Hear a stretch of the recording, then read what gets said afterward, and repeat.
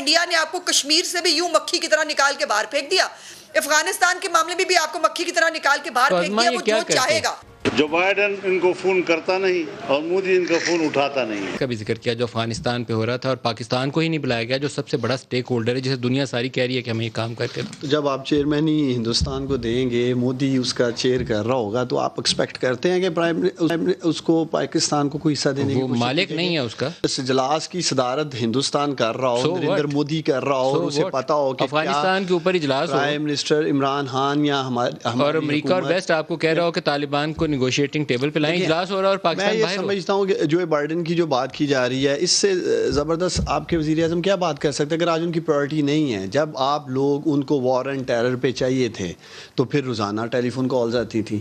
جب پاکستانی جو 70,000 شہید ہوئے، تقریباً 80,000 کے قریب تو متاثر تھے اس سے۔ یہ سفارتی ناکامی نہیں ہے کہ ہمارا نیشنل سیکورٹی ایڈوائزر امریکہ میں بیٹھ کے کہے کہ ہمیں کہتے ہیں کہ کبھی ایک وجہ کبھی دوسری وجہ، کبھی کہتے ہیں ٹیکنیکل ریزن ہے، ہمیں فون نہیں آتا۔ تو یہ اس سے زیادہ امبیرسنگ سچویشن نہیں ہو سکتی۔ میری بات سنیں، آن دا سیم ٹائم آپ یہ بات کرتے ہیں کہ ہمارے نیشنل سیکورٹی ایڈوائزر یہ کہتے ہیں کہ ہمارے پاس اور آپشنز بھی ہیں۔ کیا آپشن ہے؟ یہ ڈیسپریشن کا اظہار کیا نا کہ ہمیں کہتے ہیں فون نہیں آتا، کوئی ٹیکنیکل ریزن ہے، کچھ اور ریزن ہے۔ جو وہ بات کر رہے ہیں اس کو کسی دوسرے کانٹیکسٹ میں ٹویسٹ کر کے لگا دینا، کوئی ٹویسٹ نہیں ہے، یہ انورٹڈ کاماز میں کوٹ کیا گیا، انہوں نے خود پاکستان ایمبیسی کے اندر پھر آپ نے ان کے نجی چینل پہ بھی ان کے ہمارے نیشنل سیکورٹی ایڈوائزر کا بیان سن چکے ہیں کہ انہوں نے کہا کہ وہ پہلے تھا۔ اگر آج ہم امریکہ کی پرائرٹی نہیں ہے کہ اس کو آج ریجن میں نظر آ رہا ہے، اس کی جو الائنمنٹ ہے وہ بھارت کے ساتھ ہے، ہندوستان کے ساتھ ہے، ہندوستان اس وقت ان کا بلیو آئڈ بوائے بنا ہوا ہے، تو اس لیے اس کو سوچنا کہ پاکستان کو وہ کس پرائے میں لیں گے۔ پاکستان کو شہادتوں کے لیے پاکستانی قوم کی جانوں کے نذرانے ان لوگوں کو چاہیے تھے، تب روزانہ کال آ رہی تھی امریکہ سے بھی اور ہر طرف سے، جی آئیں جی اپنے ہمیں اڈے بھی دیں، ہمیں مالی جو $150 ارب کا پاکستان کو اکانومی کا لاس ہو، یہ سب کچھ چل رہا تھا۔ ہماری لیڈرشپ کو کال نہیں آتی، بائیڈن کال نہیں کرتے، اقوام متحدہ اجلاس میں نہیں بلاتا، فورن منسٹر کو کہنا پڑتا ہے کہ ہمارا بڑا اہم رول ہے، ہماری اہمیت کو جانیے، یہ کہنا پڑتا ہے منہ سے کہ ہماری اہمیت ہے، ہمیں جانیے۔ یہ کیا ایشوز کیا ہیں اس میں، ہوا کیا؟ وہ کشمیر کا ایشو ہو، اس کے اوپر یہ 14 ممبرز کی ریزولوشن فائل نہیں کر سکے سلامتی کونسل کے اندر۔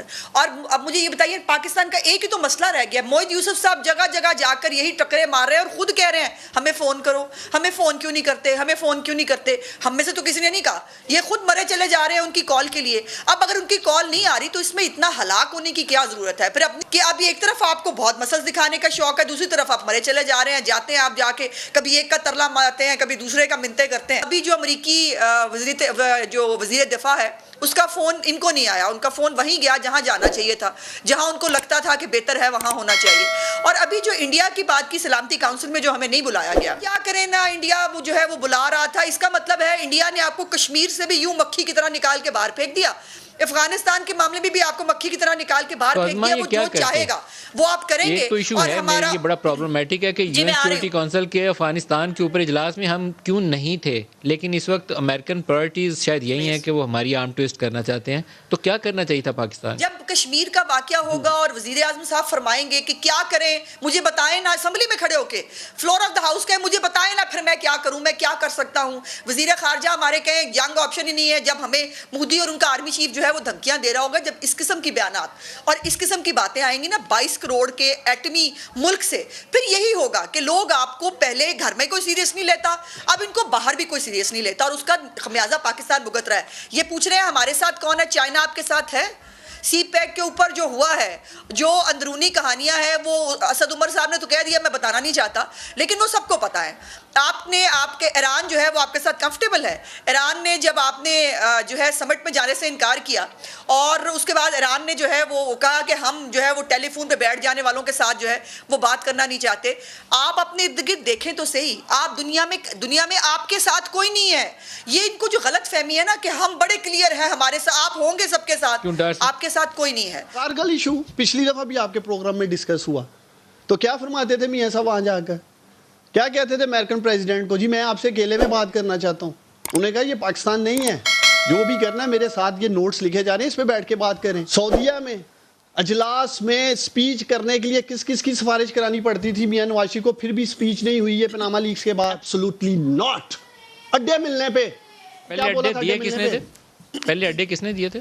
अड्डे जो उस वक्त की हाँ, गवर्नमेंट थी मांगे ये- किसने थे? उस वक्त मांगे किसने मुशर्रफ साहब थे उधर। किसी ने मांगे थे?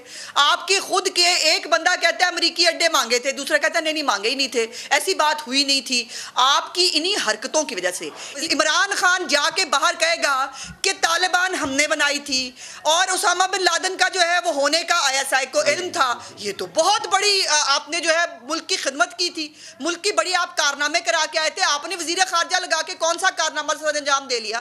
कौन सा मुल्क है जो इस वक्त आपके साथ खड़ा है? शेख रशीद को जो खुद दुबई भाग गया था जब एटमी धमाकों की बात हुई। अब मोदी को जो है मिस कॉल्स करते हैं, वो आपकी कॉल नहीं ब्रेक ले उठाता। लें, ब्रेक से वापस ना मोहित यूसुफ का, उसने भी थोड़ी सी एम्बैरेसिंग पोजीशन पाकिस्तान के लिए पैदा कर दिया कि कभी कहते हैं टेक्निकल फॉल्ट है, कभी क्या वजह है, फ़ोन भी नहीं आता हमें। जो बाइडन के पास एक ही हफ्ता और है, फिर 8-9 मुहर्रम को टेलीफोन लाइन्स बंद होंगी, तो बाइडन साहब एक हफ्ते में फ़ोन कर लें